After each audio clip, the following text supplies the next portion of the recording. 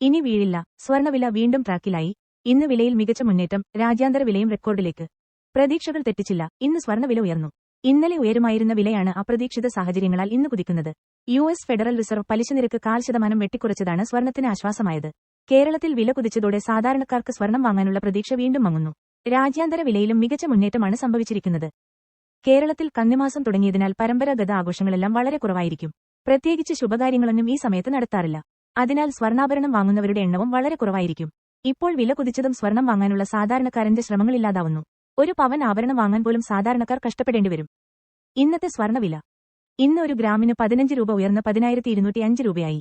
ഒരു പവന് 120 രൂപ ഉയർന്ന് 81,640 രൂപയായി.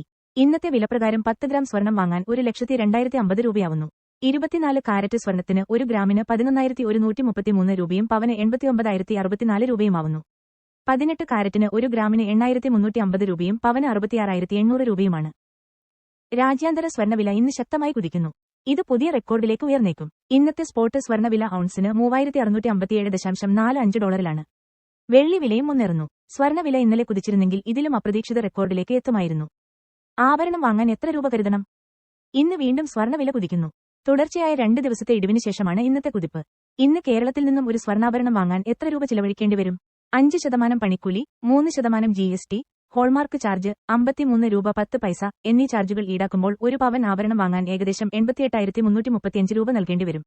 ഒരു ഗ്രാം ആഭരണത്തിന് ഏകദേശം 11,080 രൂപയും കരുതേണ്ടിവരും. വീഴ്ചയിൽ നിന്നും എഴുന്നേറ്റു.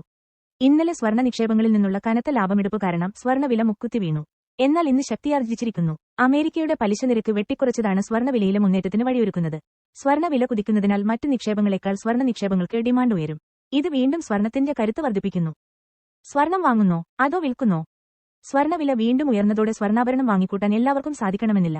എന്നാൽ നിങ്ങളുടെ പക്കൽ സ്വർണ്ണമുണ്ടെങ്കിൽ അവ വിൽക്കാനോ പണയം വെക്കാനോ ഇതാണ് ബെസ്റ്റ് ടൈം. അറിയിപ്പ്: ഇവിടെ പ്രകടിപ്പിച്ചിട്ടുള്ള അഭിപ്രായങ്ങളും നിർദ്ദേശങ്ങളും വ്യക്തിഗത വിശകലന വിദഗ്ധരുടെയോ സ്ഥാപനങ്ങളുടെയോ മാത്രം കാഴ്ചപ്പാടുകളാണ്. ഇത് goodreturns.inന്റെയോ ഗ്രീനിയം ഇൻഫർമേഷൻ ടെക്നോളജീസ് പ്രൈവറ്റ് ലിമിറ്റഡിന്റെയോ നിലപാടുകളെ പ്രതിഫലിക്കുന്നില്ല. ഈ ഉള്ളടക്കത്തിന്റെ കൃത്യത, പൂർണ്ണത അല്ലെങ്കിൽ വിശ്വാസ്യത എന്നിവയ്ക്ക് ഞങ്ങൾ യാതൊരു ഉറപ്പും നൽകുന്നില്ല. മാത്രമല്ല അതിന് ഉത്തരവാദിത്തം ഏറ്റെടുക്കുന്നുമില്ല.